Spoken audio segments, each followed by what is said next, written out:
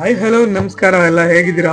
ಎಲ್ಲ ಚೆನ್ನಾಗಿದ್ದೀರಾ ಅಂತ ಭಾವಿಸ್ತಾ ಇವತ್ತು ಕೂಡ ನಾವು ಒಂದೊಳ್ಳೆ ರೆಸಿಪಿ ಜೊತೆ ಬಂದಿದ್ದೀವಿ. ಐ ಹೋಪ್ ನಿಮ್ಗೆಲ್ಲ ಈ ರೆಸಿಪಿ ಕೂಡ ಇಷ್ಟ ಆಗುತ್ತೆ ಅಂತ ಹೇಳಿ ಭಾವಿಸ್ತೀನಿ. ಬನ್ನಿ ಹಾಗಾದ್ರೆ ಹೇಗ್ ಮಾಡೋದು, ಏನೇನ್ ಬೇಕು ಅಂತ ನೋಡ್ಕೊಂಡ್ ಬರೋಣ. ಅದಕ್ಕಿಂತ ಮುಂಚೆ ಯಾರ್ಯಾರೆಲ್ಲ ನನ್ನ ಚಾನಲ್ನ ಸಬ್ಸ್ಕ್ರೈಬ್ ಮಾಡ್ದೇನೆ ನೋಡ್ತಾ ಇರೋ ದಯವಿಟ್ಟು ಸಬ್ಸ್ಕ್ರೈಬ್ ಮಾಡಿ. ವಿಡಿಯೋ ಇಷ್ಟ ಆಯ್ತು ಅಂದ್ರೆ ಲೈಕ್ ಮಾಡಿ, ನಿಮ್ ಫ್ಯಾಮಿಲಿ ಫ್ರೆಂಡ್ ಜೊತೆ ಶೇರ್ ಮಾಡಿ. ನಿಮಗೆ ಆಲ್ರೆಡಿ ಗೊತ್ತಾಗಿರುತ್ತೆ ನಾನು ಏನ್ ಮಾಡಕ್ ಹೊರಟಿದ್ದೀನಿ ಇವತ್ತು ಅಂತ. ನಾನಿವತ್ತು ಮಾಡಕ್ ಹೊರಟಿರೋದು ನಾಟಿ ಸ್ಟೈಲ್ ಚಿಕನ್ ಸುಕ್ಕ. ಮೊದಲನೇದಾಗಿ ನಾನು ಇಲ್ಲಿ 2 ಮೀಡಿಯಂ ಸೈಜ್ ಈರುಳ್ಳಿ ತಗೊಂಡಿದ್ದೀನಿ. ಒಂದು ಈರುಳ್ಳಿನ ಈ ತರ ಸ್ಲೈಸ್ ಆಗಿ ಕಟ್ ಮಾಡ್ಕೊಂಡಿದ್ದೀನಿ, ಇನ್ನೊಂದು ಈರುಳ್ಳಿನ ಈ ತರ ಕಡ್ಡಿ ತರ ಕಟ್ ಮಾಡ್ಕೊಂಡಿದ್ದೀನಿ. ಹಾಗೆ ಸ್ವಲ್ಪ ದೊಡ್ಡ ಟೊಮೆಟೊ ತಗೊಂಡು ಅರ್ಧ ಟೊಮೆಟೊ ಈ ತರ ಸ್ಲೈಸ್ ಆಗಿ ಕಟ್ ಮಾಡ್ಕೊಂಡಿದ್ದೀನಿ, ಇನ್ನರ್ಧ ಟೊಮೆಟೊನ ಈ ತರ ನೈಸ್ ಆಗಿ ಕಟ್ ಮಾಡ್ಕೊಂಡಿದ್ದೀನಿ. ಆಮೇಲೆ ಒಂದು ಬೌಲ್ ನಲ್ಲಿ ಅರ್ಧ ಕೆಜಿ ಸ್ಕಿನ್ ಔಟ್ ಚಿಕನ್ ತಗೊಂಡಿದ್ದೀನಿ. ಇಲ್ಲಿ ಚಿಕನ್ ನಾನು ಒಂದ್ 2-3 ಸಲ ನೀರಲ್ಲಿ ಚೆನ್ನಾಗಿ ತೊಳೆದು ಇಟ್ಕೊಂಡಿದ್ದೀನಿ. ಇವಾಗ ನಾವು ಚಿಕನ್ ಸುಕ್ಕ ಮಾಡೋದಕ್ಕೆ ಮಸಾಲ ರೆಡಿ ಮಾಡ್ಕೊಳ್ಳೋಣ. ಸ್ಟವ್ ಹಚ್ಚಿ ಒಂದು ಪ್ಯಾನ್ ಇಟ್ಟು ಸ್ವಲ್ಪ ಎಣ್ಣೆ ಹಾಕೊಳ್ಳೋಣ. ಎಣ್ಣೆ ಬಿಸಿ ಆಗಬೇಕು. ಎಣ್ಣೆ ಬಿಸಿ ಆಗಿದೆ. ಇವಾಗ ನಾನು 2 ಲವಂಗ ಒಂದು ಸ್ವಲ್ಪ ಚಕ್ಕೆ ಹಾಕೊಳ್ತಾ ಇದ್ದೀನಿ. ಒಂದು 2 ನಿಮಿಷ ಚೆನ್ನಾಗಿ ಈ ತರ ಫ್ರೈ ಮಾಡ್ಕೊಳ್ಳೋಣ. ಜಾಸ್ತಿ ಏನಾದರೂ ಚಕ್ಕೆ ಲವಂಗ ಹಾಕಿದ್ರೆ ಅದೇ ಸ್ಮೆಲ್ ಆಗಿಬಿಡುತ್ತೆ. ನಾನು ಅರ್ಧ ಕೆಜಿ ಚಿಕನ್ ಆಗಿದ್ದಕ್ಕೆ 2 ಲವಂಗ ಸ್ವಲ್ಪ ಚಕ್ಕೆ ಹಾಕಿದ್ದೀನಿ.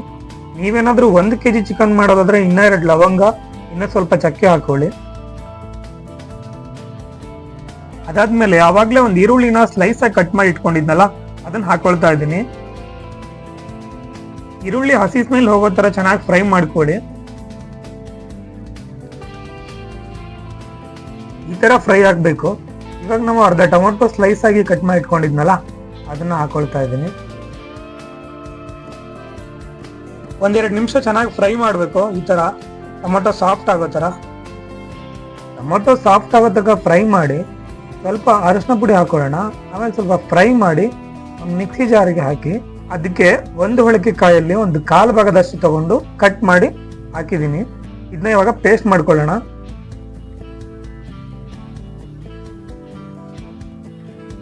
ಇವಾಗ ನಾವು ಮತ್ತೆ ಸ್ಟವ್ ಹಚ್ಚಿ ಒಂದು ಕಡಾಯಿ ಇಟ್ಟು ಒಂದು 2-3 ಸ್ಪೂನ್ ಎಣ್ಣೆ ಹಾಕಿ, ಎಣ್ಣೆ ಬಿಸಿ ಆದ್ಮೇಲೆ ಒಂದು 3 ಖಾರ ಇರೋ ಹಸಿಮೆಣಸನ್ನ ಮಧ್ಯ ಸೀಳಿ ಇಟ್ಕೊಂಡಿದ್ದೆ ಅದನ್ನ ಹಾಕಿದ್ದೀನಿ.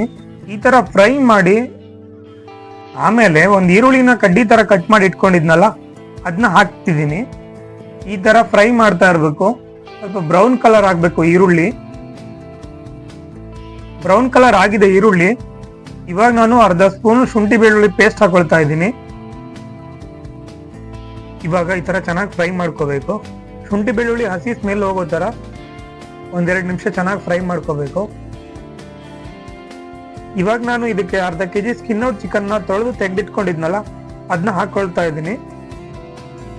ಈ ತರ ಚೆನ್ನಾಗಿ ಮಿಕ್ಸ್ ಮಾಡಿ ಆಮೇಲೆ ಒಂದು ಅರ್ಧ ಸ್ಪೂನ್ ಅಷ್ಟು ಅರಿಶಿನ ಪುಡಿ ಹಾಕೊಳ್ತಾ ಇದ್ದೀನಿ. ಹಾಗೆ ರುಚಿಗೆ ಬೇಕಾಗುವಷ್ಟು ಉಪ್ಪನ್ನು ಕೂಡ ಹಾಕೊಳ್ತಾ ಇದ್ದೀನಿ. ಉಪ್ಪನ್ನ ನೋಡ್ಕೊಂಡೆ ಹಾಕೊಳ್ಳಿ, ಬೇಕು ಅನ್ಸಿದ್ರೆ ಆಮೇಲೆ ಹಾಕೋಬಹುದು. ಈ ತರ ಚೆನ್ನಾಗಿ ಮಿಕ್ಸ್ ಮಾಡ್ಕೊಳ್ಬೇಕು. ಈಗಲೇ ಉಪ್ಪು ಹಾಕೋದ್ರಿಂದ ಉಪ್ಪು ಚೆನ್ನಾಗಿ ಹಿಡಿಯುತ್ತೆ ಚಿಕನ್ಗೆ. ಹಾಗೆ ನೀರನ್ನು ಹಾಕೋದೇನು ಬೇಡ, ಚಿಕನ್ನೇ ನೀರು ಬಿಡುತ್ತೆ. ಚಿಕನ್ ಚೆನ್ನಾಗಿ ಬೇಯಬೇಕು ಮೊದಲು. ಇವಾಗ ಒಂದು ಸ್ವಲ್ಪ ಹೊತ್ತು ಇದನ್ನ ಮುಚ್ಚಿಡ್ತೀನಿ.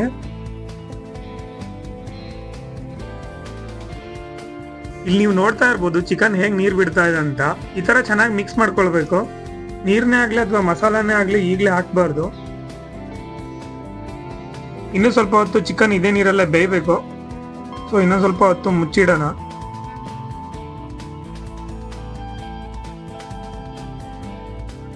ಈ ತರ ನೀರೆಲ್ಲ ಕರಗಿ ಚಿಕನ್ ಡ್ರೈ ಆಗ್ಬೇಕು, ಆಗ್ಲೇ ತಿನ್ನೋದಕ್ಕೆ ಚೆನ್ನಾಗಿರೋದು. ನೋಡಿ ಹೇಗ್ ಬೆಂದಿದೆ ಅಂತ ಹೇಳಿ ಸ್ವಲ್ಪ ಪ್ರೆಸ್ ಮಾಡಿದ್ರೆ ಈ ತರ ಆಗ್ಬೇಕು. ಚಿಕನ್ ಚೆನ್ನಾಗಿ ಬೆಂದಿದೆ. ನಾನು ಈಗ ಸ್ವಲ್ಪ ನೀರು ಹಾಕಿದ್ದೀನಿ. ಹಾಗೆ ಅವಾಗ್ಲೇ ಮಿಕ್ಸಿ ಜಾರಿಗೆ ಹಾಕಿ ಮಸಾಲಾ ಪೇಸ್ಟ್ ಮಾಡಿ ಇಟ್ಕೊಂಡಿದ್ನಲ್ಲ ಅದನ್ನ ಹಾಕೊಳ್ತಾ ಇದ್ದೀನಿ. ಮತ್ತೆ ಸ್ವಲ್ಪ ಜಾರಿಗೆ ನೀರು ಹಾಕೊಂಡು ಅದನ್ನ ಕೂಡ ಹಾಕಿದ್ದೀನಿ. ಇವಾಗ ಚೆನ್ನಾಗಿ ಬೇಯಿಸಿದ ಚಿಕನ್ ಜೊತೆ ಸೇರಿಸ್ಕೊಳ್ಳೋಣ. ಹಾಗೆ ಇಲ್ಲಿ 2 ಸ್ಪೂನ್ ಚಿಕನ್ ಮಸಾಲ ಹಾಕಿದ್ದೀನಿ. ಒಂದು 3/4 ಸ್ಪೂನ್ ಅಷ್ಟು ಖಾರದ ಪುಡಿ ಹಾಕೊಳ್ತಿದ್ದೀನಿ. ಹಸಿಮೆಣಸು ಹಾಕಿದ್ನಲ್ಲ ಅದಕ್ಕೆ 3/4 ಸ್ಪೂನ್ ಅಷ್ಟು ಖಾರದ ಪುಡಿ ಹಾಕಿದ್ದೀನಿ. ಹಾಗೆ ರುಚಿ ನೋಡಿ ಮತ್ತೆ ಸ್ವಲ್ಪ ಉಪ್ಪನ್ನು ಹಾಕೊಂಡಿದ್ದೀನಿ. ಇವಾಗ ಚೆನ್ನಾಗಿ ಮಿಕ್ಸ್ ಮಾಡ್ಕೊಳ್ಳೋಣ.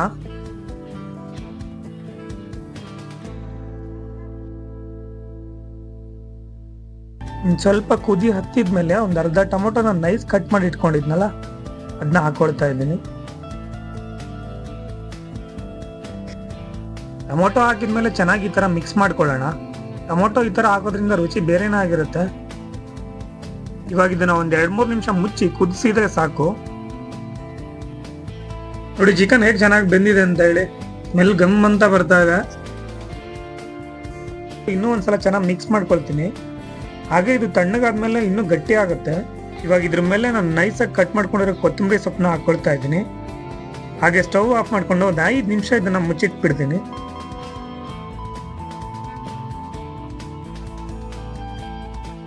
ಹಾಗೆ ಇದು ನಾಟಿ ಸ್ಟೈಲ್ ಚಿಕನ್ ಸುಕ್ಕ, ನಾಟಿ ಕೋಳಿ ಚಿಕನ್ ಸುಕ್ಕ ಅಲ್ಲ. ಆಹಾ, ಫೈನಲಿ ನಾಟಿ ಸ್ಟೈಲ್ ಚಿಕನ್ ಸುಕ್ಕ ರೆಡಿ ಆಗಿದೆ ಸವಿಯೋದಕ್ಕೆ. ನೀವು ಇದೇ ತರ ನಾಟಿ ಕೋಳಿಯನ್ನು ಮಾಡ್ಕೊಳ್ಬಹುದು. ಖಂಡಿತವಾಗ್ಲೂ ಮುಂದಿನ ದಿನಗಳಲ್ಲಿ ನಾಟಿ ಕೋಳಿ ಸುಕ್ಕನೂ ಮಾಡಿ ತೋರಿಸ್ತೀನಿ. ಹಾಗೆ ನೀವು ಒಂದ್ಸಲ ಮನೇಲಿ ಟ್ರೈ ಮಾಡಿ ಹೇಗಾಗಿದೆ ಅನ್ನೋದನ್ನ ಕಮೆಂಟ್ ಮೂಲಕ ತಿಳಿಸಿ ಅಂತ ಹೇಳ್ತಾ, ವಿಡಿಯೋ ನೋಡೋದಕ್ಕೆ ಎಲ್ಲರಿಗೂ ಥ್ಯಾಂಕ್ಸ್ ಹೇಳ್ತಾ ನಾ ಈ ವಿಡಿಯೋನ ಇಲ್ಲಿಗೆ ಮುಗಿಸ್ತಾ ಇದ್ದೀನಿ. Thank you.